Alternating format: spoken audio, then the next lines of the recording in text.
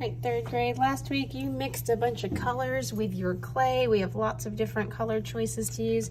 This week we are going to be making our relief sculpture on our background paper that we painted.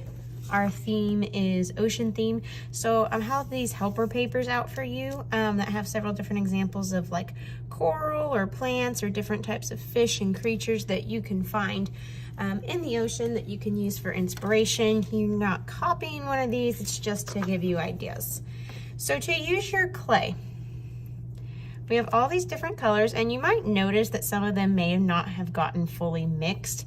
If that's the case, you just need to mix the rest in. It's not a big deal. So there are several different things that we can do with our clay. Whatever we do, it is going to have to go onto the paper and stick. So we don't want it to stand like way up off the paper because that's just going to fall off. So everything's going to be kind of flat, but it's going to stand up and have texture. So we can be as detailed as we want.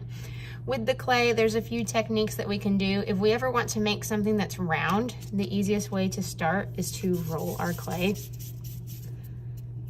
in our hand and it will get round. All I need to do, if I wanted to turn this into my fish, maybe I'll make a fish, I could start to smash that down and I can start to turn that into his body. So when I make the clay, I want you to think of it like you're building with little pieces of Lego.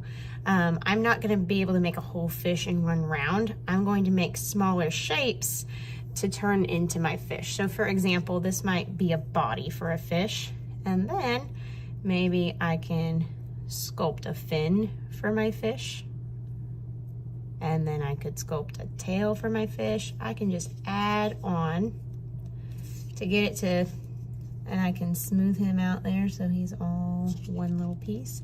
And I'm gonna press him down. I do need to check that he's not falling off, so I can keep going. Maybe my little fish needs a tail. So I want you to think of it like you're building with Legos rather than you're trying to make something amazing happen right here in the palm of your hands. I want you to build piece by piece rather than trying to make a whole thing all at once, because it's a lot easier to build with little shapes instead of trying to do like, oh my gosh, I have to do the whole thing right now. So I'm gonna turn this into my fish's tail. So basically the clay is very obedient to whatever I want it to do. I just need to pinch it how I want it to be. So got a tail, and go ahead and stick him on, okay? I can also layer clay on top. Like let's say, maybe I want my fish to have some stripes. Another technique that you can do, if you want anything long and skinny, if you roll it out, you can also roll it out on the table like that. You can make quite tiny, long, skinny shapes. So maybe I want my fish to have stripes. So I might make him a little stripe. And then I'll just peel off the extra that I don't need. Then I can stripe down, press that into my fish. Now he's got a stripe. So I can keep going and adding more and more. You can have little bitty pieces and it is just fine. You just need to make sure that they get attached. So you can layer clay on top of the other clay. You can do the coral down at the bottom.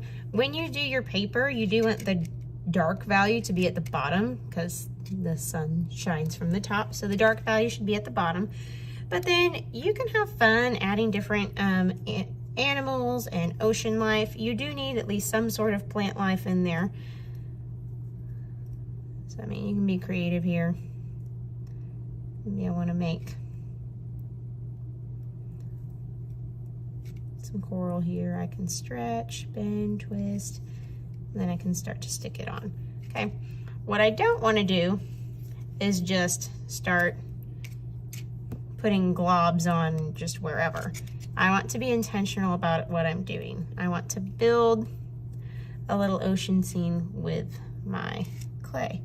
So maybe I wanted to have some rocks at the bottom. I can make little rocks that I'm going to put at the bottom. So it's really up to you. You are the artist. You decide how you're going to do it.